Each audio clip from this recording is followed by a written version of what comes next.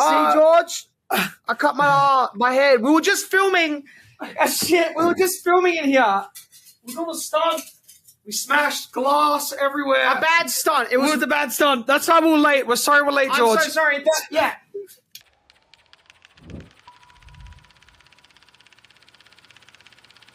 Hey, I'm Danny Philippou, and this is Michael Philippou. We want to say a special thank you to Letterboxd, and this is their magic hour with the GOAT, George Miller. I thought you said we're the GOATs. Okay, cool. Hey, I've got a question for you. Go for it. I'm guessing that Danny is firstborn. Is that? Oh, right. No, Michael. 6 minutes. Michael's firstborn. Okay. Wait, why do you think that? Well, I've got a twin brother too. Oh my God. But we're not identical. And we grew up together. We were in the same class every day for 20 years. But we're completely different. And I've always been interested in twins. You know, I was casting once in the United States where when you got little kids, it's always best to cast twins. And we saw lots and lots of twins for a movie. And I always had a sense of which was firstborn. Usually the one who speaks first, particularly identical twins. The one who slightly nanosecond before starts to speak before the other one. The first one who's one step ahead of the other as they walk into a room and stuff like that. So I was just trying to, the way you're sitting back, Michael, you're sitting forward, Danny. But usually it's the other way. It's something I've observed with friends. Well, he's a hog. I think that's all it is. Maybe that normally, but Danny's you've been a bit of a hog. No. I know. I think that the firstborn is usually the more, the more masculine twin as well. Like I'm the nerdy twin. Michael's more really? Like rough. And the other thing we've got in common is that my background's Greek as well. We were completely different generation from you. My parents came early last century. And it's a really big deal, I think, to have a twin for me. Even though we don't make films together, we're always telling each other stories. So how was it? How does that dynamic work for you? Were you always entertaining each other? Were you finishing other sentences and all that sort of stuff? Yeah, like in terms of the filmmaking side of it, I know that we've got a pretty united vision when it comes to directing, but we definitely can't write together. It feels like it's a bit more of a personal thing, and I struggle to be that open. It's like a bit more awkward with Michael for some reason. Like it's good to have that kind of backup, I guess, when like recording and filming. Like we both have the exact same idea, right? When we're on set. I feel like having a twin, especially directing with like a brother or sibling, is like a bit of a cheat code because you can kind of delegate the tasks a bit. So wait, was your brother ever into filmmaking at all? No, but we were always playing. We grew up in rural Australia, Chinchilla, Queensland, and we were always playing as kids for the first 10 years of our lives. There was Saturday matinee. We'd go to the movies. And then we'd play. We'd not quite like you guys, but we'd building underground tunnels and castles and painting garbage bin cans and riding on horses, pretending to be knights and all that sort of stuff. There was no ability to make film. There was no thought about it. But it was very, very playful.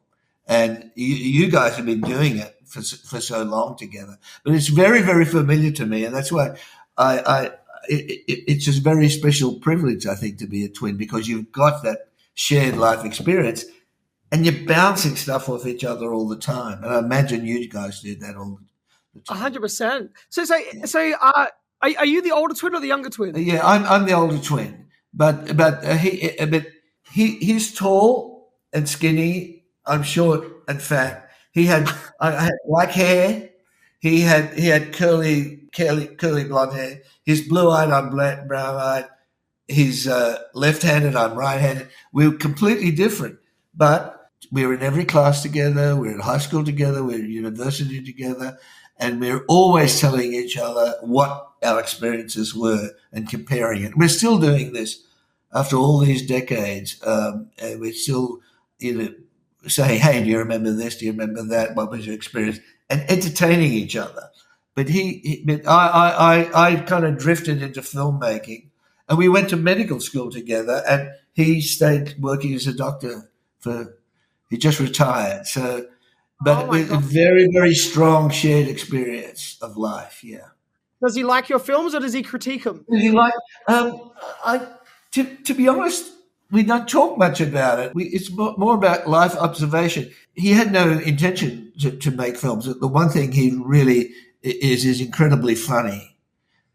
He for some reason he turns everything into a lovely joke to disarm people. When you were finishing university, how did you first start experimenting with films? Because obviously we had video cameras growing up, and then we had YouTube to make stuff and upload stuff. How are you experimenting with becoming a director? Well, to be perfectly honest, I realized it started when we were playing as kids, a bit like you guys, I think. I realized all the things I was doing back then, I'm still doing all this time later. We'd put on shows, exercising your imagination, but we'd do a lot of drawing, we'd do a lot of painting, we'd be making things. When I got to university, I really got serious about trying to understand it. There was no opportunity to make things. I never dreamed of not being a doctor, and I never thought I'd be a film director. I just got really, really curious about the process. First of all, art. I'm very interested in two-dimensional art, and then really thought, well, what's film about? Started to see a lot of films, went to film societies, went to film festivals, really read a lot of books about it, purely out of interest, and then had the opportunity to make a short little film when I was in my final years of medical studies. And that led to a workshop where I met people, like-minded people, and particularly Byron Kennedy at a film workshop, who is my partner. My company is called Kennedy Miller. We started to make films together, particularly the first Mad Max. That's how it started. There was no practice. There was just really working on someone else's short film and maybe doing sound one week or picking up an extra Bolex camera. They were all spring wine cameras that they used to have in those days. And then having to make that leap from a short film to a feature film, because there's no other way to do it. You could get a job maybe in television, but it was a completely different path. Wow. Looking back on your stuff, the Mad Maxes are wild. Crazy, amazing. The stunt work and stuff is you watch that stuff and it's it makes you proud to be an Aussie. I think you're yeah, look at the crazy action stuff the Aussies were making back in the day. It's amazing. What was there any references to Mad Max or films that you were aspiring to? Look, without going into a long thing, the big thing that really occurred to me was pure film language is found in the action sequences because it was defined in the silent era. I read a book called The Parade's Gone By, written by a critic scholar in the 60s, Kevin Brownlow. And he said basically the syntax of film was all decided before sound, mainly in the action movies. In the big heroes of that were people like Buster Keaton with all their stunts. I don't know if you've seen The General and all those stunts. And you guys must have been... You're like his offspring in some way, and Harold Lloyd, hanging off the clock, and Charlie Chaplin, and they really, really define the language. So I try to make movies that are like silent movies first, and then you add sound and music and so on. I treated action really seriously. It wasn't kind of exploitation cinema to me because, as I said, it was like essential, pure film language was defined back then. And then as time went on, I was very influenced, particularly with the Mad Max. There was a chariot race in Ben-Hur, the one made in the late 50s. Do you remember that chariot race? And and he goes in between the horses. Yeah. Yeah. And then there was, and then I remember seeing films like French Connection and Bullet. And in particular, one film that really impressed me was Duel by Steven Spielberg. I think it was his first film. It was, yeah. Yeah, and all those things, I thought, okay, they're in line with what I thought cinema was.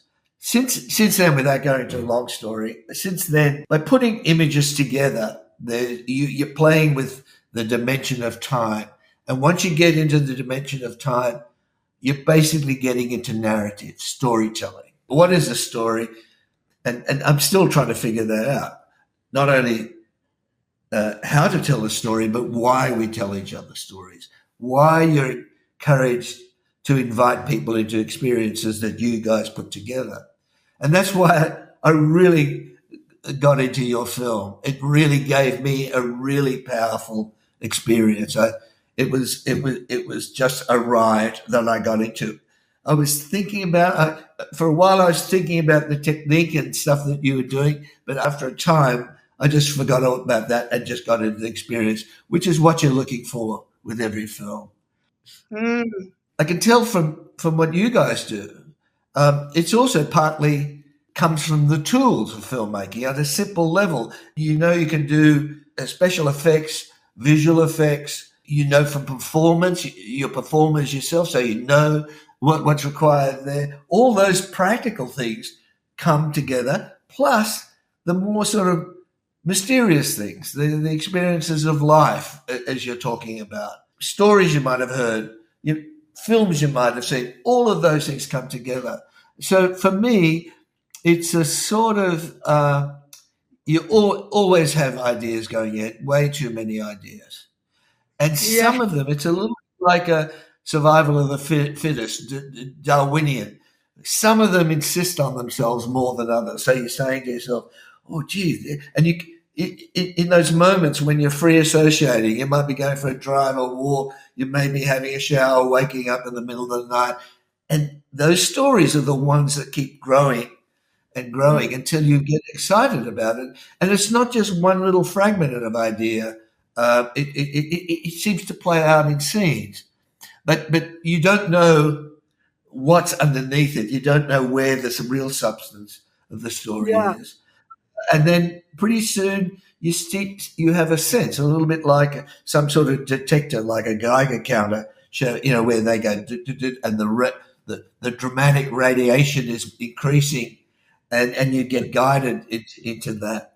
That's how it sort of happens to me. The typical sort of example, without going to too long a story, is I didn't ever want to do any more Mad Maxes. Each one I did. I thought, okay, that's enough. I'm interested in other stuff. But for Fury Road, it had been 30 years, and I was walking across a pedestrian crossing, and an idea for the film came, like in my head. Very simple idea.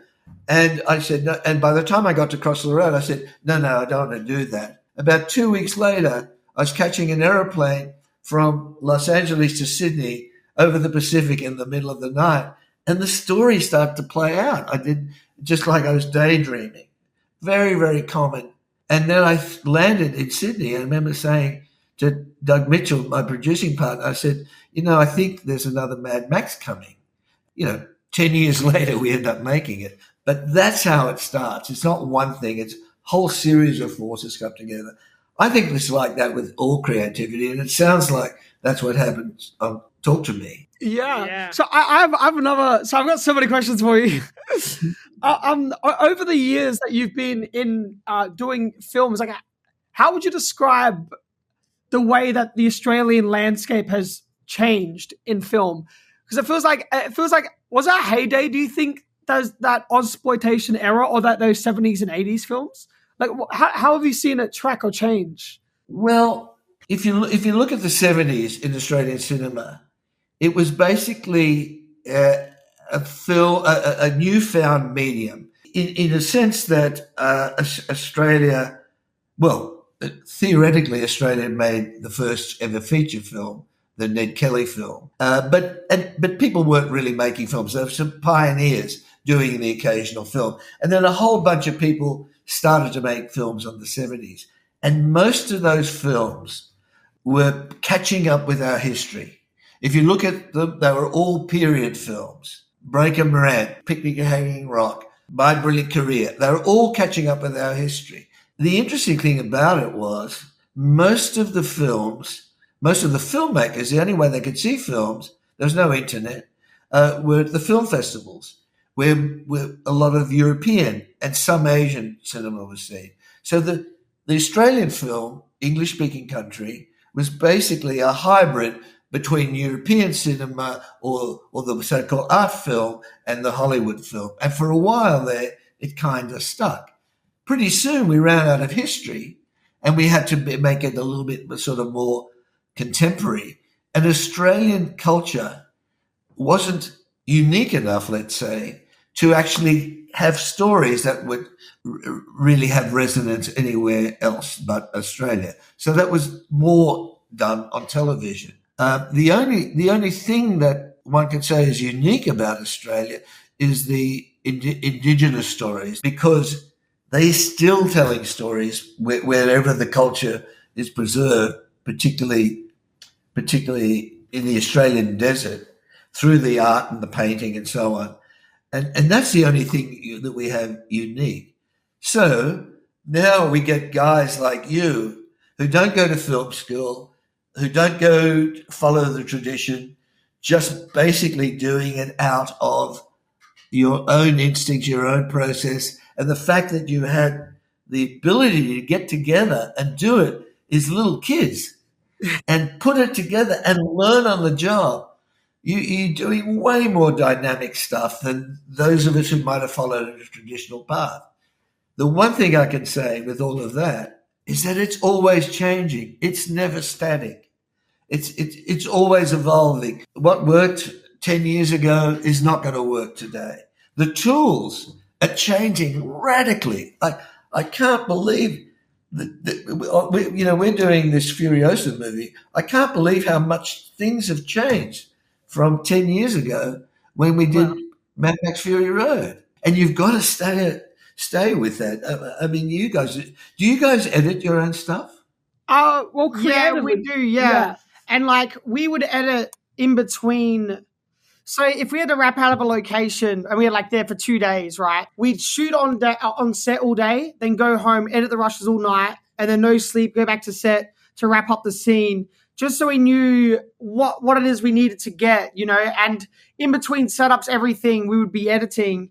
And then the poor editor, because we had an editor, Jeff Lamb, when we got to the edit suite, I had an edit of the film, Danny had an edit of the film, and Jeff had an edit of the film. So it was like going through scene by scene and looking at each one, like what tells the story in a more cohesive way. Yeah. So what was your question? I think, do you mean like, do we lead our own stuff outside of each other, or did you mean... Do you edit your own stuff? Do you edit your own stuff? Yeah, when you said, Michael, you'd be editing on your own computer at night for the next day. You'd be doing the same, Danny, on your own computer. So you'd have two different versions. Would you show the versions and discuss it? And then you adjust what you're doing on set as you finish out the scene. Yeah. Well, yeah, pretty much. Yeah, it was like we had such a tight turnaround, and we had no budget to do any pickup shots. So we just had to make sure that we got everything that we could possibly need. So we were just like both editing and making sure that we were on the same page of what coverage we thought we needed to get and pick up over those next 2 days, because it was like 3 days in the location. We have to make sure that we get everything that we could possibly need. Yeah, because it was supposed to be an 8 through, and then it dropped to a 7, 5, then to a 6 to a 5. So like we were like really up against the wall every day of the shoot, so we just need to be on the ball. And it's hard to switch off at the end of the day, your mind's still... Yeah. I'll just edit. Filmmaking is so overstimulating. Like every part of it is like, you just feel alive while doing it, and there's so much to do, and it's all so much fun to do. So you could never sleep. So what happens? Do you go psychotic with lack of sleep, or what happens? You catch up on the weekends, which is really good. Yeah. You get sleep. And then also our schedule was constantly changing from night shoots to day shoots. So I think that the way that we were shooting allowed the room to get some sleep between. Sometimes Danny would do the stay up all night, and then I'd sleep that night, and then he'd come set no sleep, and then we'd reverse it, we'd switch it. Okay, that's brilliant. Yeah. On Furiosa that we're doing now, we were cutting on set as well, because some of our crew, PJ Verton, the first AD, and others had worked with Bong Joon-ho, and also worked with Tilda Swinton, who worked with Bong Joon-ho, and they showed me a picture, which is, I think, common in Korea and in Asia, where they're actually cutting while they're shooting. We sort of did that in a de facto way on Fury Road in Video Village, but just to see if the thing was right. But the whole film wasn't being assembled. Makes a big difference if you can do it, because the technology allows you to do it now. And if you can do it, you're doing two things. You're making sure that you've got what you want, but you're also saying, oh, well, we don't need this. We had something scheduled. We don't need the close-up because it works in the wide shot or whatever. That wasn't available back in the day. You know, I remember reading about a film called Gemma, a first ever colour film made in the 50s in Australia, first Technicolor movie. They shot up in the Northern Territory. They take their unexposed film, put it in the cans, they put it in a Hessian bag, they put the Hessian bag in a river to keep it cool because it's so hot up there. A plane would come along eventually, or they took it to a plane.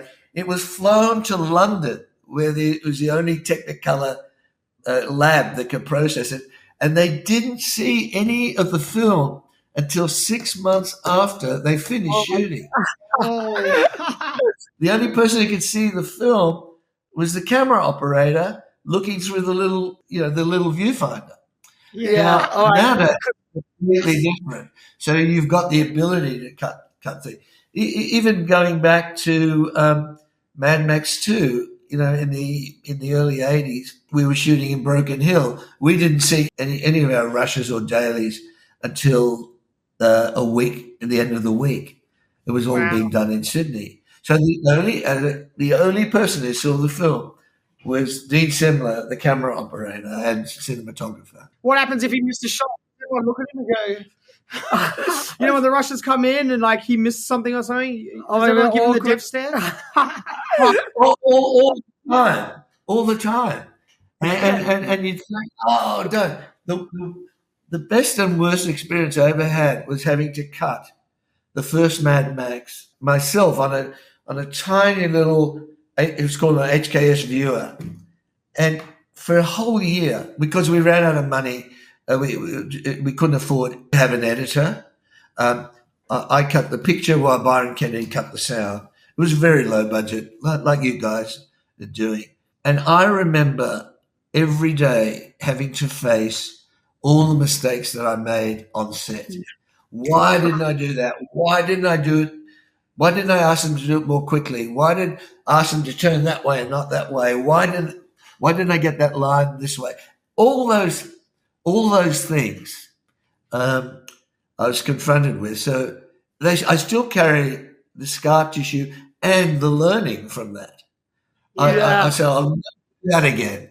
And it's the best experience you could possibly have. In a way, it turns out to be a really, really good thing. And what you guys are doing is absolutely the perfect way of doing it. I'm sure in the way you perform things, you're making little adjustments take to take when you're doing your own stuff. That's what you're doing, I guess, in quick time. All I'm saying is that once it was ultra slow motion. They took ages, and you sort of had to guess what it was going to be rather than what you actually is in front of you. So there's a lot of sitting there thinking, okay, have we got what we want? And I remember the great camera operators, guys, they've all won Academy Awards, but the best ones I've worked with are guys like, I mentioned Dean Semler, Johnny Seal, Andrew Lesney.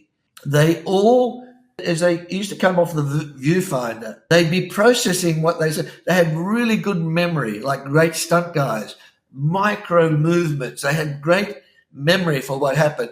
And they would be able to sort of intuitively say, it looked good I'd be able to say, it looked good from where I was sitting, but what was it like through the lens? And they'd say, yes, but, or they'd say, great. And it was always an intuitive. But it had to be in the memory. It wasn't anywhere else. It was in the CAD. We're going to see the footage a week later. heavy anxiety when the reels Yeah, come in. yeah. I could imagine. Yeah. Do you storyboard? Do you discuss it? Do you previs? How do you approach it? Yeah, well, I know that initially when I'm writing, I do have like key images in my head that I'm really focused on and that I'm really confident about, and I know represent the scene. And then it was just that process of once we were in pre-production, and we got our amazing cinematographer Aaron McCliskey. They were like really able to go through every single scene and then block it out. And we pre-shot so many of the scenes just on our phones and then pieced them together. Yeah, and then just tried to find what that visual language was going to be like, because we knew that we wanted the possession sequences to feel so much different from the rest of the film, and for it to feel like a bit like an astral projection and feel like the camera's floating around and tied to the entities that are inside these kids. So like that process was always just pre-shooting on our phones and then just putting it together and us all acting it out. Yeah, so it was like storyboards and stuff, some of that. Yeah, like storyboarding those main key images. It went over like when we went through with McCliskey, our DOP, then we like played it through like blocking out with the crew, and then when the cast came in, we blocked it out with them again, and then when we get to the location, it's like again, and like so it's always like forming and changing. And so were you able to get the cast early to actually do some of this iPhone stuff? We had a week. I think we had a week of the cast. Yeah, it wasn't. We wish we had longer, but it's so valuable, especially with the cast. We found playing through scenes, like all the scenes, and even changing some of the dialogue, the outcomes to some scenes, and having them play through that. Oh, even playing, we even did scenes that didn't happen in the movie, but happened in the character's life beforehand. So they could sort of live those experiences together and try and like create a bond with everyone and make them feel like they'd known each other for a while. Was a fun process, such an incredible process. Yeah. Can I ask you, the very first shot of the movie, that extended shot at the party, can I ask you how many takes and what was the thinking about that shot? It was 10 takes. So it was the first shot of the film, but it was the last shot of the shoot. And we didn't wrap until probably 4:30 in the morning, I think it was. And it was freezing cold. Those poor, like some kids like jumping in the pool. Like it was like troopers. Oh, yeah. Gosh. And we already had 10 doors. We had 10 doors. And on the last take, we're like, we got one more shot of this. We got no more doors after this. And then but like there's so many amazing wonders in film history, and they're always like so engrossing, and there's nothing cutting. Like you are so into that scene, and it just feels real. And I knew that I wanted to find a way to like pull the audience into our world, like to open it. Like we sort of bookend it. There's like a one towards the end of the film as well, but I knew that we wanted to start with an ape where we're like literally grabbing the audience and like pulling them into our world. And it's revealing something new with every corner. And, you know, the Cole was coming in to grab his brother and grab him out, like, from the darkness. And then, you know, so it's him starting, like, from the living going to the dead where his brother's connecting with, and then trying to pull him out and getting stopped halfway, like in limbo, if that makes sense. I remember Aaron McCliskey had shot an amazing short film called Nursery Rhymes. And that's how I found out about Aaron and his work. Was I just saw this short film and I was obsessed with it. And the way that the action led the camera, it was this incredible one shot that unfolded. And as soon as I saw that, I knew I wanted to shoot my film. And I was like reaching out to him on Instagram and everything, like, please, like, I really want you to shoot my movie, because I just knew I connected with it so much. Well, there's been a lot of great one-shot scenes. The way that ended with the two brothers and the choreography, it led you to a certain expectation, and then it subverted it. And you do that all the time. I mean, this is one of the things that I find had me leaning into the film. Maybe it's better not to even mention it and let people experience it themselves.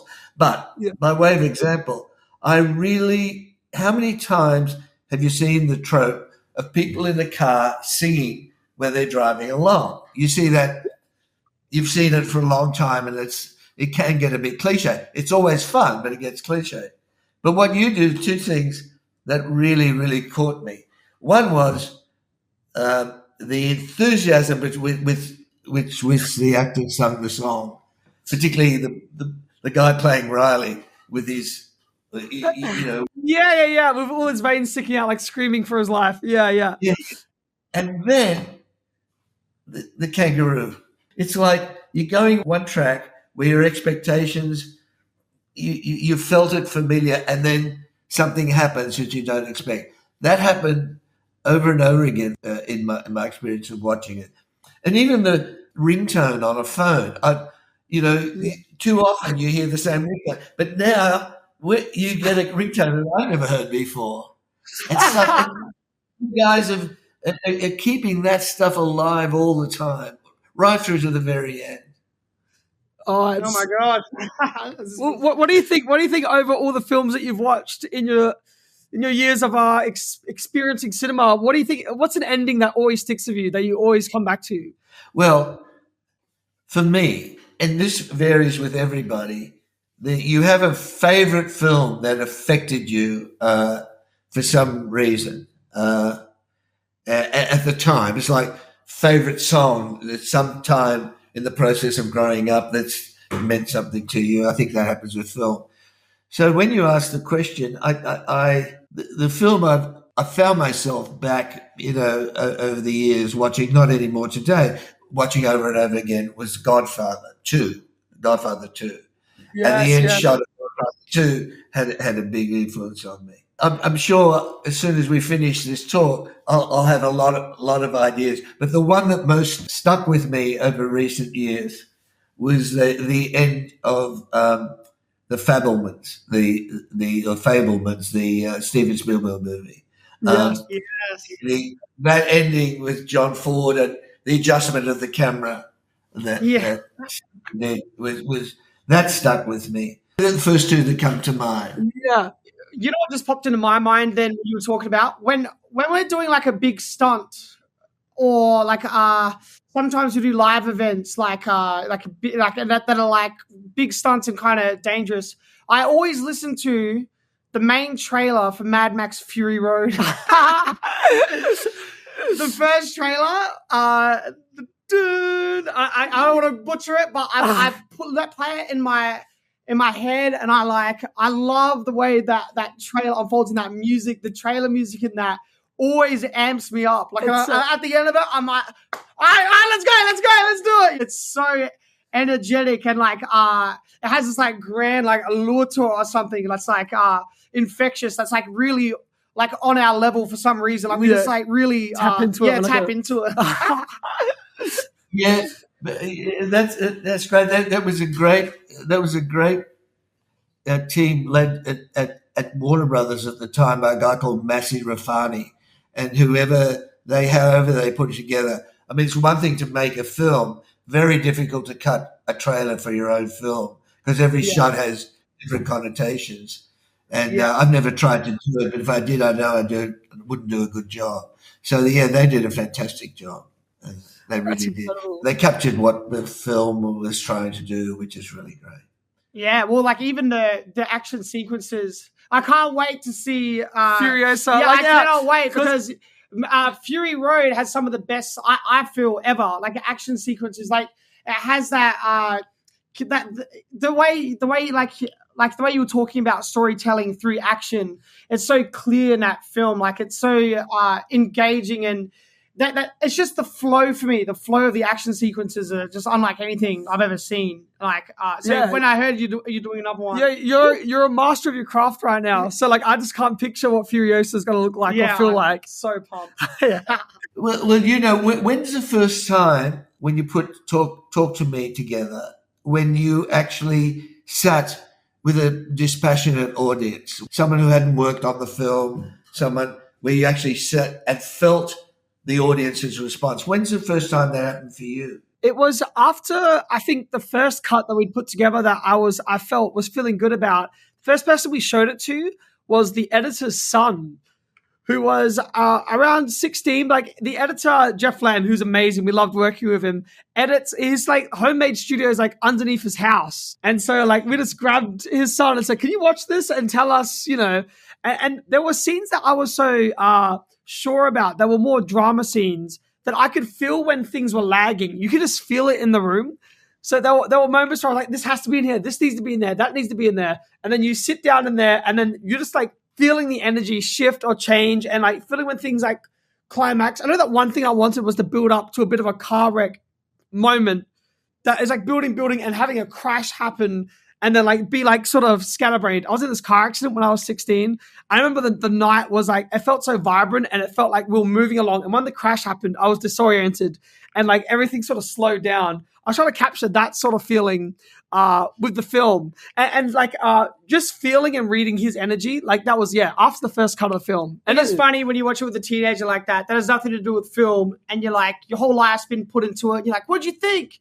And he's like, yeah, it was all right. Yeah. Every time that I finish a script, it's always Michael that I show first. And again, he will just like be brutally honest and like be like boring crap. Like what is like he like and you need someone that you can like that you believe. I think I used some smarter words than that. Though. No, I don't think so. You're so mean with those first drafts.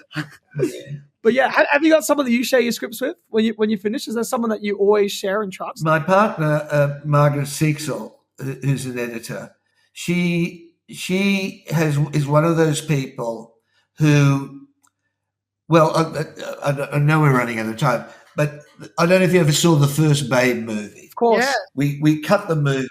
We just got together. We've been together for 30 years now. And I remember sitting it down to show the movie because I thought it was really good. She sat and watched it, and when it finished, she looked at me. I said, "What do you think? What do you think?" And she said, "You're not going to release it like that, are you?" And I thought, I said, "What's wrong with it?"